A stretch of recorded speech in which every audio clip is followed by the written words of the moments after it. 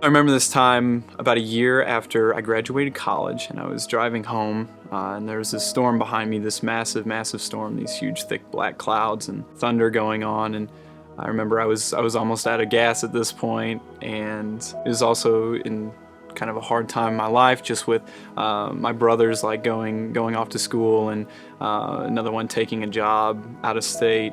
And I remember some of my college friends were all moving away at that point, and I remember that just feeling like this fragility, like this fear, this like I was scared for the first time in a long time. And we live in America, we're really comfortable all the time, and this was the first time in a long time that I felt fear. And I thought back in my head to this Tim Mackey talk about Psalm 29, and he talks about the Hebrew word for voice. It talks about the voice of the Lord, and the word voice is the same word used for thunder, and it compares God's voice to like this thunderous sound. It says the voice of the Lord is powerful, the voice of the Lord is full of majesty, and the voice of the Lord it breaks the cedars. This massive God whose glory thunders.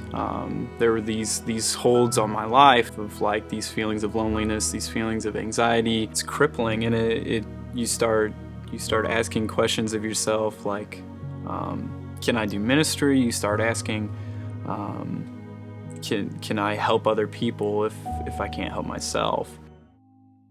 There were all these gifts in my life that I'd forgotten about. Gifts like even some of my earliest memories are of my mother reading the Bible to us, under the lamplight, and my father praying with our sports team before a baseball game when I was a kid. I don't deserve any of that. I don't deserve any of that life that God has given me, but those are things in my life that He's orchestrated, and things in my life that He's brought together for my good. And so most of all, even the greatest gift that He's given me is to know Him. To give Himself is the greatest gift, and so how I could forget that just seems ignorant.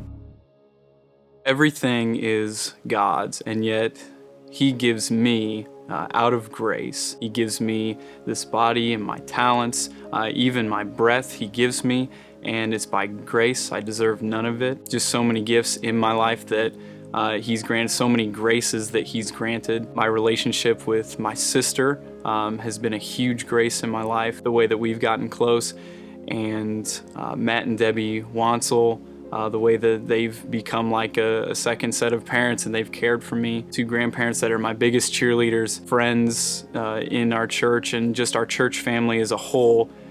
These are things that God has given me, and how quick I am to forget the way that He's cared for me, and the way that He's provided for me, and the way that He's orchestrated those events in my life. I have so much to be thankful for, that God would humble Himself to become like me in the flesh, to die for me and be raised for me. And I'm thankful for that, right? I'm thankful for the hope that one day He's gonna come back and He's gonna make all things new. It is crippling at the time where you can't see, and life gets like foggy, like you're driving on a road and you know that the road's there, but you can't quite see where it's going. I'm thinking of a song lyric that's like a fire through the fog. And so, God can be that, where, He's the thing that burns away the fog, and, He will reveal Himself in the way that He's working.